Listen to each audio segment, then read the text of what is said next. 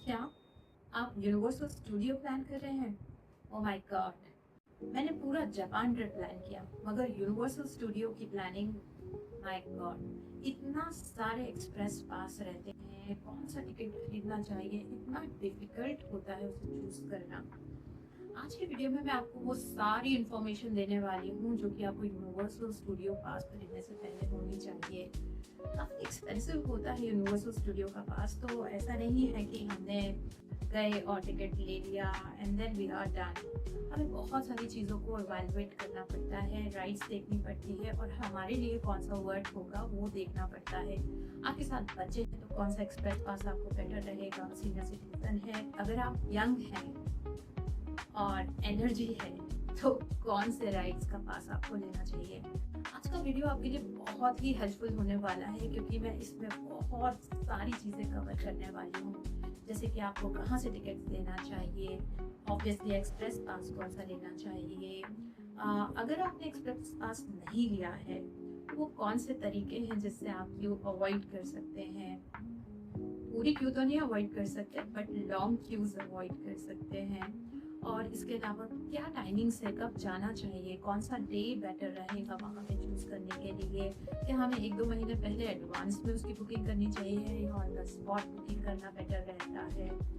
और एक और चीज़ है जो कि लोग बहुत सोचते हैं कि क्या ओसाका में होटल लें या अगर हम क्योटो में रह रहे हैं और क्योटो से हम ओसाका जाएं क्या बेटर रहेगा, और अगर हम क्योटो से ट्रैवल कर रहे हैं तो कितना टाइम लगता है, अगर हम ओसाका में हैं तो कितना टाइम लगेगा। ऐसी बहुत सारी इन्फॉर्मेशन मैं आज आपके वीडियो में देने वाली हूँ, तो प्लीज़ इस वीडियो को देखें और इस वीडियो को देखने के बाद आई एम 100% श्योर कि आपको कोई और वीडियो देखना नहीं पड़ेगा, इसमें सारी इन्फॉर्मेशन मिल जाएगी। अब सबसे पहले हम स्टार्ट करते हैं कि यूनिवर्सल स्टूडियो पहुँचना कैसे है। अगर आप ओसाका में हैं तो बहुत ही सिंपल है। ओसाका में आप कहीं भी रहो, हार्डली आपको 15 से 30 मिनट्स लगता है। सबसे अच्छी बात ये है यूनिवर्सल स्टूडियो की कि ये ज़्यादा दूर नहीं है सिटी से। पर अगर आप क्योटो में हैं तो क्योटो से अगर आप आना चाहते हैं तो ऑन एन एवरेज आपको 1 घंटा लगेगा। तो अगर आप यूनिवर्सल स्टूडियो प्लान कर रहे हैं और क्योटो से आना चाहते हैं तो बहुत सारे ट्रेन हैं जो कि आपको ओसाका के मेन स्टेशन पे पहुंचाती हैं और वहाँ से आप लाइन चेंज करके यूनिवर्सल स्टूडियो स्टेशन पहुंच जाते हैं। और यूनिवर्सल स्टूडियो जब जो स्टेशन है वहाँ से भी यूनिवर्सल स्टूडियो बहुत ज़्यादा दूर नहीं है, बस ट्रेन स्टेशन से आप बाहर निकलो और वॉकिंग डिस्टेंस पे ही है। तो ऐसा कोई टेंशन वाली बात नहीं है, आप इजीली जहाँ पर भी हैं, चाहे आप क्योटो से प्लान कर रहे हैं या ओसाका से प्लान कर रहे हैं, बहुत ही रीचेबल है। और एक और बात, अगर आप डायरेक्ट एयरपोर्ट से आ रहे हैं तो एक स्पेशल बस चलती है जो वहाँ से आपको पिक करती है और आपको यूनिवर्सल स्टूडियो डायरेक्ट पहुँचाती है। ट्रेन टिकट की मैं बात करूँ, अगर आप ओसाका में हैं तो हार्डली आपको 200 येन तक लगता है, 150 से 200 येन जो भी आपका डिस्टेंस है बेस्ड ऑन एट। और अगर आप क्योटो से प्लान कर रहे हैं तो जो नॉर्मल लाइन है उसमें 800 से 900 येन का टिकट होता है अप्रॉक्स। अगर आप प्लान कर रहे हैं शिंकानसेन यानी कि बुलेट ट्रेन से आने का तो उसका 3600 के अराउंड 3600 येन के अराउंड उसका टिकट है। और मैं कहूँगी कि वो ज़्यादा वर्थ नहीं है, बिकॉज लगता है ऐसा है कि हम बस 15 मिनट्स में पहुँच गए हैं। बट शिंकानसेन से अगर आप ओसाका के लिए आते हो तो मेन स्टेशन तक ही आप आते हो, आप जिसको बोलते हैं हम शिन ओसाका, और वहाँ से फिर आपको मेट्रो लाइन लेनी रहती है। तो जो शिन ओसाका है वो बहुत ही बड़ा स्टेशन है। आप पहले मेट्रो से वहाँ बुलेट ट्रेन से पहले शिन ओसाका उतरोगे और उसके बाद आप फिर लाइन चेंज करोगे। लाइन चेंज करने के बाद आप जो लूप लाइन है वो लोगे और फिर यूनिवर्सल स्टूडियो के लिए चेंज करोगे। तो अल्टीमेटली आपको 1 आवर लग ही जाएगा, हार्डली आप 10 मिनट सेव कर पाओगे और पैसे आपके बुलेट ट्रेन में बहुत ज़्यादा लगने वाले हैं। तो मैं आपको एडवाइस करूँगी कि आप जब क्योटो से आएँ तो नॉर्मल ही जेआर लाइन से आएँ। अप्रॉक्स टाइम उतना ही लगता है बट प्राइस में बहुत डिफरेंस होता है उन दोनों ट्रेन के टिकट्स में। अगर मैं डिस्टेंस की बात करूँ तो अप्रॉक्स 50 किलोमीटर्स फार है from Kyoto to Universal Studio. और within Osaka I think hardly 10-15 kilometres होगा। यूमेसाकी जेआर लाइन है जो कि आपको पहुंचाती है, जेआर लूप लाइन है जो कि आपको यूनिवर्सल स्टूडियो पहुंचाती है। तो आप गूगल मैप में देखना, ये बहुत ही इजी होता है गूगल मैप नेविगेट करना और उस घर तक पहुंचना। अब बात करते हैं टाइमिंग्स की कि कौन से टाइम पे यूनिवर्सल स्टूडियो जाना अच्छा रहेगा। पहले मैं बात करती हूँ मंथ्स की।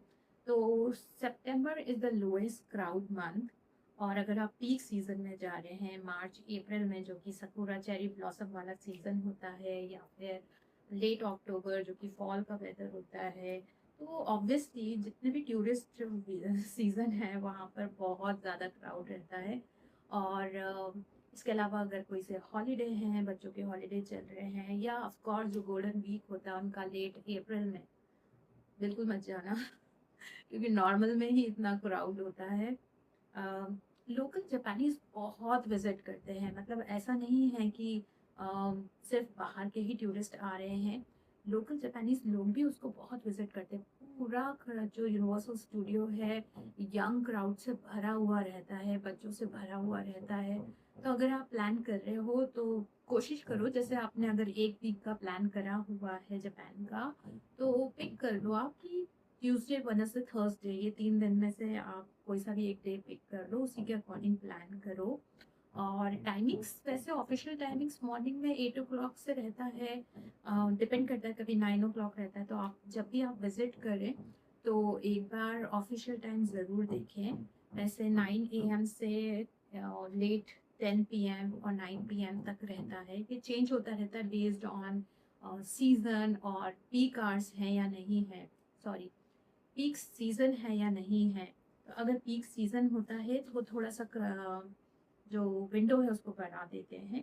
तो आप पहले ही पार्क की जो टाइमिंग है स्टैंडर्ड तो वही है कि 9 AM से लेके 9 PM, बट आप चेक कर लो। और पार्क यूजुअली थोड़ा पहले ही ओपन हो जाता है। फॉर एग्जांपल अगर उन्होंने बोला भी है कि 9 AM, तो थोड़ा पहले ओपन कर देते हैं।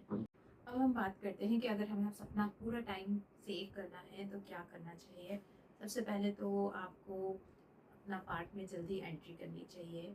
उसके बाद आप ये प्लान कर लें कि आपको सबसे पहले कौन सी राइड्स लेनी है।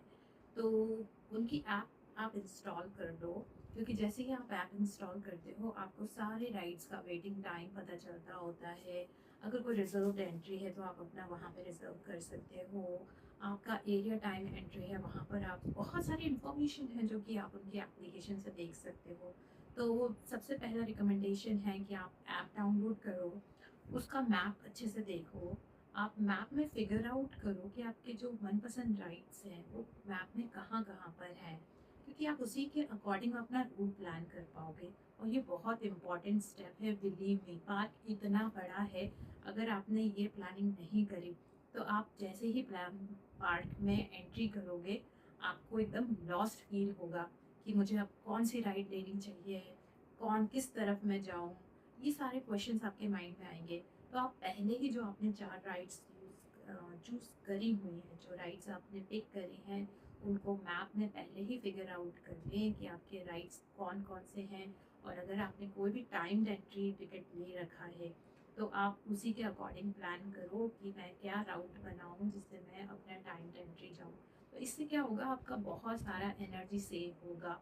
अगर आपने वो राउट प्लान नहीं करा तो बिलीव मी आप बहुत परेशान होने वाले हो। इतना वॉक करना पड़ता है, बहुत बड़ा पार्क है और बच्चे साथ में हैं या सीनियर सिटीजन भी हैं तो उनके लिए भी बहुत पेनफुल हो जाता है इतना पूरा पार्क में वॉक करना। तो ये काम आप सबसे पहले करें, राइट। और एक क्वेश्चन और आता है कि हमें क्या 1 महीने पहले या 2 महीने पहले से पार्क का टिकट लेना चाहिए या हम जब जाएं तब लेना चाहिए।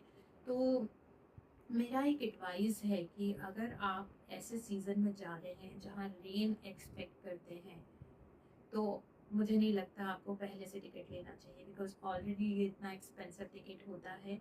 और अगर आप पहले से जा रहे हैं और अगर रेनी सीज़न है तो काफ़ी कुछ इम्पैक्ट पड़ता है आपके ओवरऑल एक्सपीरियंस में।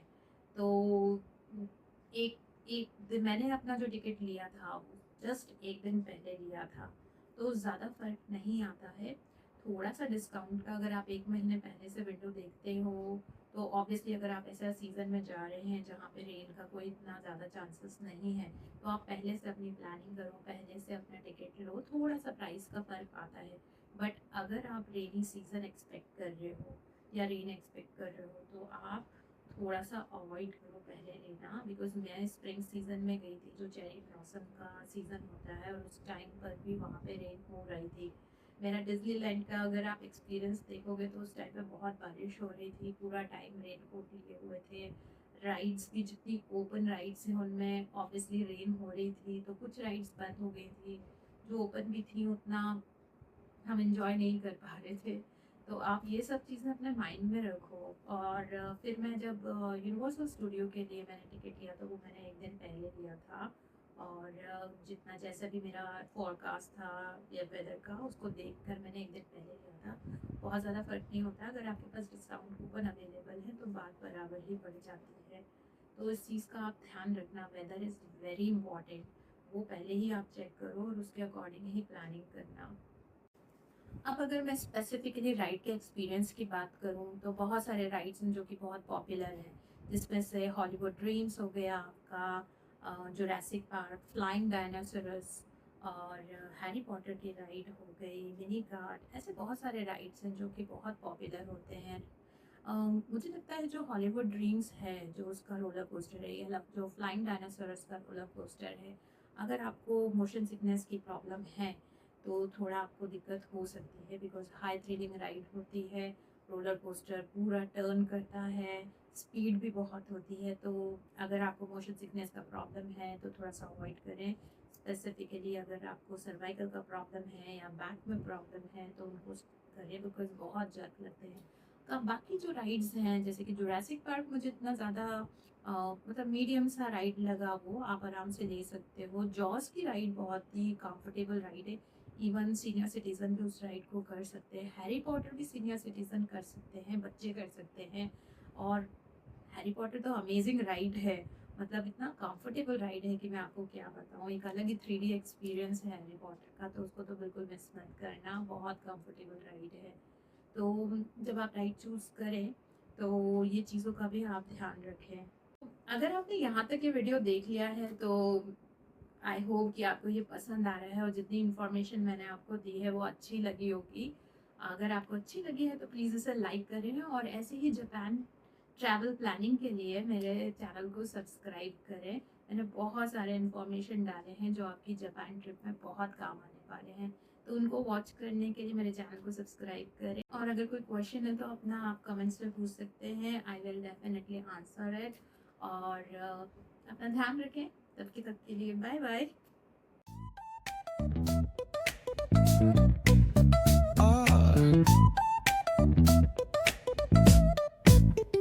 Hit that baseline nice and slow. Talk boxing and let the